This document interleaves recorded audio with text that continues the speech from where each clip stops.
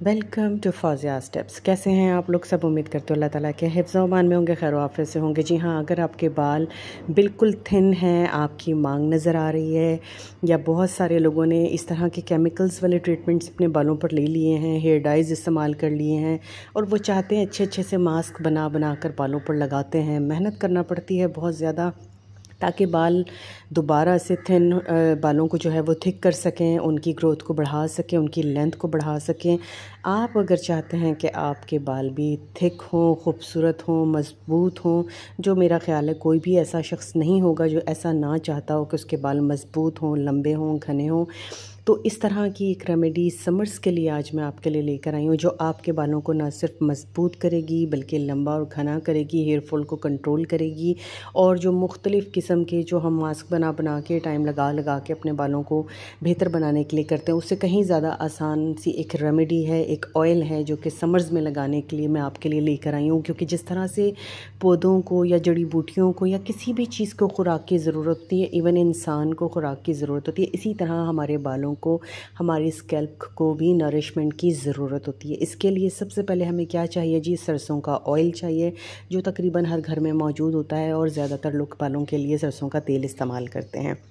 ठीक है, ये मेरे पास 200 ml ऑफ जो है वो मस्टर्ड ऑयल है, ये हमने जो है वो ले लेना है। इसके बाद हमने इसके अंदर 2 से 3 इंग्रेडिएंट्स जो हैं वो और शामिल करने हैं। सबसे पहला इंग्रेडिएंट जनाब ये है मेरे पास जनाब कलौंजी। कलौंजी बहुत अरसे से बालों के लिए ये इस्तेमाल होती है, बालों को काला करने के लिए, हेयर ग्रोथ को भी बढ़ाती है, बालों को सिल्की और सॉफ्टन भी करने में काफ़ी हद तक जो है ये होती है, और इसका इस्तेमाल बालों के लिए बहुत ही ज़्यादा ज़बरदस्त है। ठीक है, इसके अलावा मुझे मस्टर्ड सीड्स चाहिए, जो कि मैंने मस्टर्ड ऑयल के साथ ही मस्टर्ड सीड्स का इस्तेमाल करना है। ये दोनों चीज़ें एक एक टेबल स्पून है मेरे पास। ठीक है, ये तीसरी चीज़ है जी मेथी दाना। मेथी दाना बालों की ग्रोथ को बढ़ाने के लिए बहुत ही फ़ायदेमंद चीज़ है, जो कि अचार में हमारे घरों में आमतौर पर इस्तेमाल होता है। इसका इस्तेमाल भी बालों के लिए, स्किन के लिए बहुत बेनिफिशियल है। इसके अलावा मुझे पानी चाहिए है थोड़ा सा। ठीक है जी, हाफ़ ग्लास से भी थोड़ा सा कम हमने लेना है इस रेमेडी के लिए पानी। तो इस रेमेडी को बनाना किस तरीके से है, लगाना किस तरीके से है, सब कुछ बताऊंगी मैं आपको आज की इस वीडियो में। मेरे साथ रहिएगा, देखते हैं।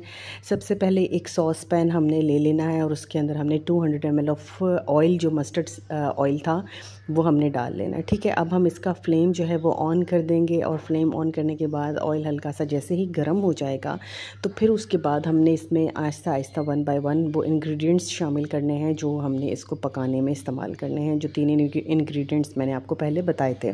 ठीक है जनाब, ऑयल अब इसमें हल्का सा गर्म हो गया, तो मैंने इसके अंदर 1 टेबल स्पून जो है सबसे पहले मस्टर्ड सीड्स जो हैं वो इसमें डालने हैं, और इसको और थोड़ा सा जो है वो जब देखेंगे कि बबल्स आना शुरू हो गए, ये पकना शुरू हो गया है, तकरीबन इसको 3 से 4 मिनट आप कुक कीजिएगा। इस पर जो है ऊपर बबल्स आना शुरू हो जाएंगे। ठीक है, जब ये सब प्रोसेस 4 से 5 मिनट का हो जाएगा, फिर उसके बाद हमने बाकी के इंग्रेडिएंट्स इसमें शामिल करने हैं। ठीक है जी, ऑयल आपने मस्टर्ड ही इस्तेमाल करना है, दूसरा कोई भी ऑयल आप इस रेमेडी के लिए इस्तेमाल नहीं कीजिएगा।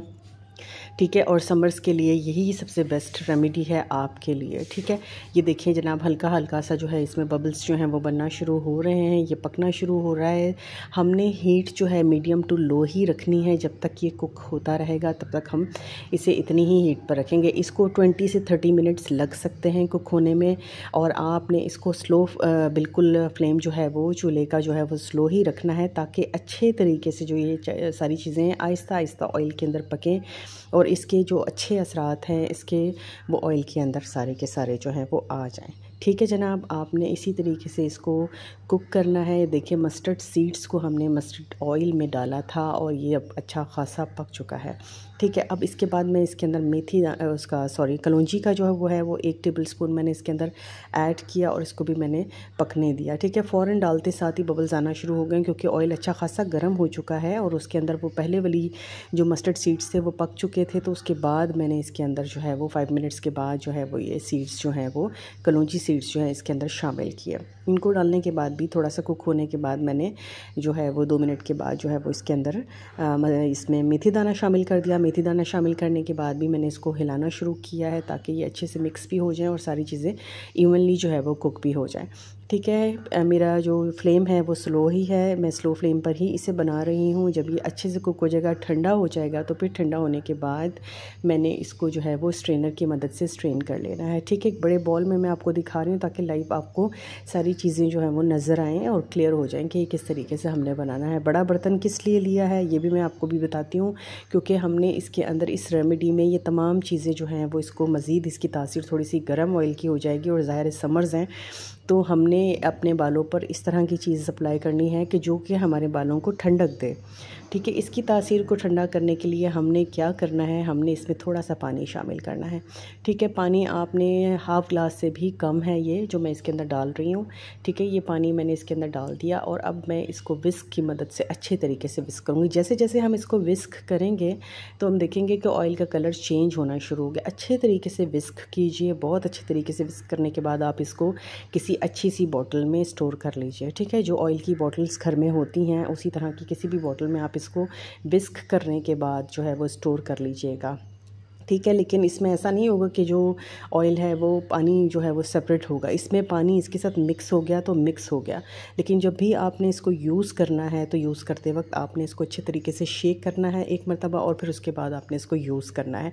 लगाना किस तरीके से जी, आप चाहें तो ओवरनाइट भी इसको अपने बालों की रूट्स पर अच्छे तरीके से हल्के हल्के हाथों से मसाज करके छोड़ दीजिए और सुबह आप अपने बालों को अच्छे तरीके से वॉश कर लीजिए। और अगर आप नहीं पूरी रात के लिए लगाना चाहते और आप 2-3 घंटे के लिए लगाना चाहते हैं तो आप इसको 2 से 3 घंटे के लिए अपने बालों की जड़ों में हल्के हल्के हाथों से मसाज कीजिए। चाहें तो पूरे के पूरे बालों पर लगा लीजिए तो बहुत अच्छा है, ताकि तमाम बालों पर उसके असरात जो हैं वो ज़ाहिर हों।